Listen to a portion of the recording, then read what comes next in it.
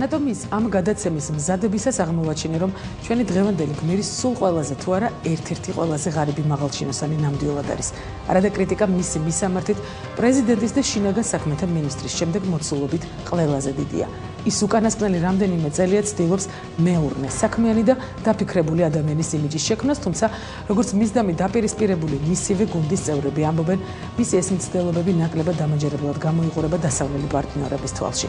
ამერიკელები მას ჩვეულებრივ მაფიოზად აღიქვამენ, ამბობენ ისინი პირად საუბრებში.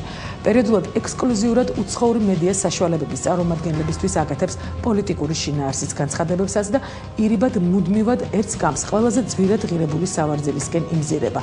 საზოგადოების ერთი ნაწილი ამას ისევ ნაციონალური პასიანსის ნაწილად აღიქვამს. მეორე ნაწილი კი ცდილობს იმ დაპირისპირების დანახვას, რომელიც გარეთ გამოტანასაც ნაციონალური გუნდი ყოველთვის უფრთხის, მაგრამ ინფორმაციაც გამოდის და დოკუმენტაციაც. მით უმეტეს, როდესაც საქმე რამდენიმე მილიონს ეხება. გიგი უგულავა გეგმავს თუ არა ის პრეზიდენტობას. ეს ძირითადი შეკითხვაა, რომელიც საზოგადოებას აწუხებს.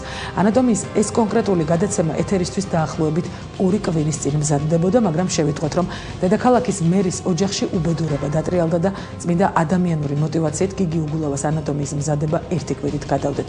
მით უმეტეს, რომ არსებობდა დაპირება ჩვენთვის ინტერვიუს მოცემასთან დაკავშირებით, თუმცა უგულავამ ნაციონალური გადაგდების ილეთი ჩაგვიტარა და ანატომიასთან მხოლოდ ელექტრონული პოსტით ურთიერთობა არჩია. ასე რომ კიდევ ერთი ანატომია უკომენტაროთ. გიგი უგულავა თუ გაუმჯობესებული მიშა.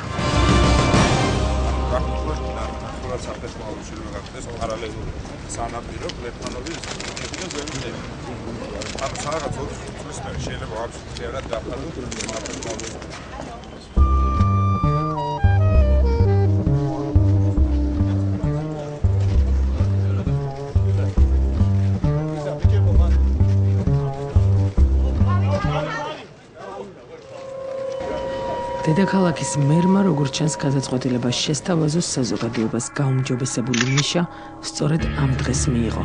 ხარაჩოზე მძრომიალი პრეზიდენტის შემხედვარე უგულავას გაოცებული მზერა იმ დღეს საზოგადოებას დიდი ხნით დაამახსოვრდა. გიგიმ ვერ მოითმინა და ეს ლატვიურ ჟურნალისტს უთხრა. ქართული ოპოზიცია ანტი-მიშას წარმოადგენს. ხალხს კი გაუმჯობესებული მიშა სურს. გიგი უგულავა. მებაღეობა ეხერხეო, მაგრამ შენებლობა იცისა, ეს გვირაბი მაგარა აშენა და გარშემო პარკსაგან მაგიაკეთებს. ურის ცხოვაც ეხერხება. და საერთოდ აი ეს არის თუ შეხვედრიათ სადმე. გიგნობს თუ არა პრეზიდენტობას ის, ვისაც პრეზიდენტი ეძებს.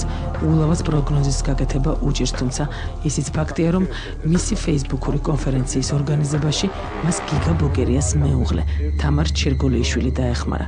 ზოგადად გიგას და გიგის მიერ ახალი ნაციონალურად ოპოზიციური ფრთის შექმნაზე ბოლო პერიოდში კულუარებში ბევრს საუბრობენ.